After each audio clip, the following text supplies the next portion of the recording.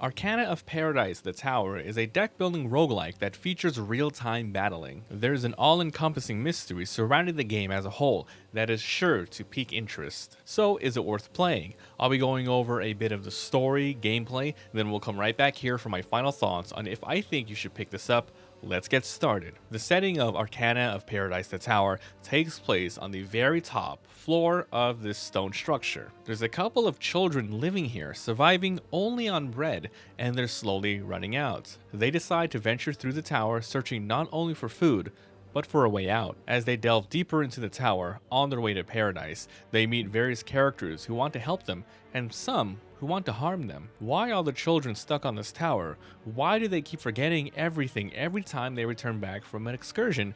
And is there really a paradise waiting for them at the end of the journey? The gameplay loop of Arcana of Paradise can be summarized into two main mechanics. These are preparation and adventuring. Let's start with preparation. Each day, depending on how many children there are, eat one bread each. Their home on the top of the tower is run down and doesn't provide much for them. However, there is a magical tree that, when given bread and prayer, offer new benefits. For example, you can create a furnace to make more bread, a ritual altar for re-rolling skills and stats, a library for reading unlocked lore, and much more. These children have their own personalities and class types: warriors, mages, and divines. You're going to be choosing two each day to venture into the tower. You have a choice between searching for more food or diving deeper in the tower in hopes of reaching the bottom. Let's move on to gameplay. When you choose two characters, their starting cards make up your deck for the run. These cards consist of attack, defense, and a whole lot of utility, all of which is used in real-time battles and interactions. An adventure works like this. You auto-walk to events. These events can be battles, character interactions, random events, and more. With battles, it's real time. As soon as it starts, both you and the enemy are free to act, with enemies usually showing their intents via a circular charging meter. You draw cards and are free to play them in any order that you want, at any time that you want, or simply redraw over and over until you get what you need. So, if you want to attack, choose a sword. Your warrior characters will strike right away. If you want to defend, pick a shield. All of your characters will brace themselves. It sounds simple at first, but there's a good amount of nuances here. For example, you could wait until the very last moments of an enemy attack and time your defense. This will cause them to recoil, leaving them vulnerable. Enemies will also react to what you do. You'll have to be careful not to play the wrong cards at the wrong time. This can cause certain enemies to heal off your abilities or even counterattack. After winning, you pick a new card and move on. The other events you walk upon vary drastically, but they all require real-time decisions, with you drawing cards and choosing the right ones for events. So, if you go for a bread run, you fight and venture as far as you can, then retreat back, letting you survive another day. The bread you get will be used to feed children daily, and the tree for more permanent benefits. If you go for an adventure run, you'll go as far as you can down the stairs. You can sometimes get back safely, but usually it's paradise or bust. And that's Arcana of Paradise, the tower in a nutshell. So, is it worth playing? In my opinion, I'd say absolutely yes, especially if you're a deck-building roguelike fan and you've played games like Slay the Spire, Monster Train, Tower of Obelisk, etc. I think you'll enjoy this one. The real-time aspect changes the pace up a lot compared to typical games of this genre.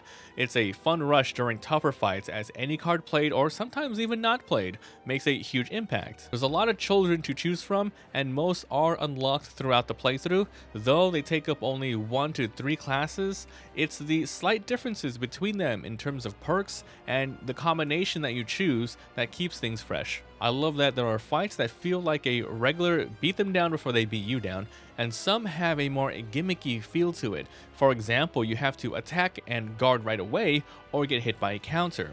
Turn your cards upside down to confuse the enemies, and heal yourself to force a mimic to copy your moves. Oh, and yeah, I didn't even mention the card flipping mechanic. There are lots of cards in the game which can act different ways depending on the orientation that you draw them in. A sword card does damage if you play it face up, but if you draw it face down and activate it, nothing happens. Sometimes an item can heal you or poison you. There's lots of examples like that, but you do have a means to flip them mid-battle. I really like the story and setting. It's nice and simple, just kids trying to get out and reach paradise. But the farther you play on, you start to question everything around you.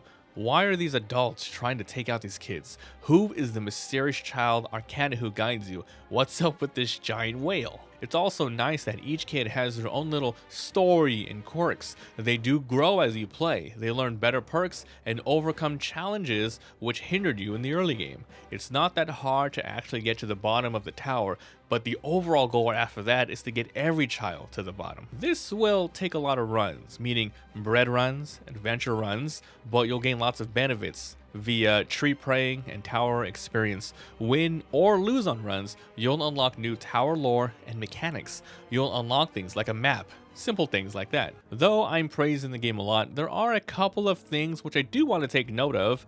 After a couple of hours, you'll start seeing the very few same encounters over and over again. While this is normal for deck building roguelike games, this one feels a little more grindy in that regard because a lot of these events, some are straight up battles, but some of them are puzzles and it feels grindy, you know, solving them a very certain way. There are other tiny nuances like how fast you can play cards for combos. How does each kid react to cards? Because if a kid is adept in magic and you play a magic card, they cancel everything and start casting. But if you have a warrior as your partner, then they ignore it, so that works there. Because there are so many cancelable interactions, it's a lot of trial and error to master the combat. Also, it could just be me, but there are some encounters and fights which I just couldn't figure out how the developers really wanted me to solve. I ended up brute forcing a good amount of them. It could just be I didn't have the right card at the right time, or the solution wasn't as apparent as others. They do give you a collectible Arcana if you fully master a certain event, so you know that happens, and you know, some other ongoing rewards, but this game is pretty indie, kind of new, so you know, I tried to look up how to complete certain scenarios, but I just couldn't find anything. Maybe when you're watching this review later, perhaps there's a resource out there. But yeah, you know, go into this, try to solve everything yourself, but you know, hopefully there's resources out there later if you want to figure out how to do all of that. But hey, overall, I think this is a really solid game. It's familiar, but fundamentally different. It's an interesting mystery that you'll want to play all the way through to solve. There's an abundance of unlocks at a pretty high pace, so you always feel like you're progressing. It also doesn't hurt that this game is pretty inexpensive for how good it is. It's on Steam for I think $20 right now. I highly recommend you try this game out. But that's it for today. If you guys enjoyed, like, subscribe, all that good stuff. If you want to see my Let's Play of this game, head on over to my secondary channel called MabiVsGames 2 for all of my playthroughs that I review. If you're interested, I also stream on Twitch. All links in the description. Thanks for watching, and I'll see you guys next time. Bye.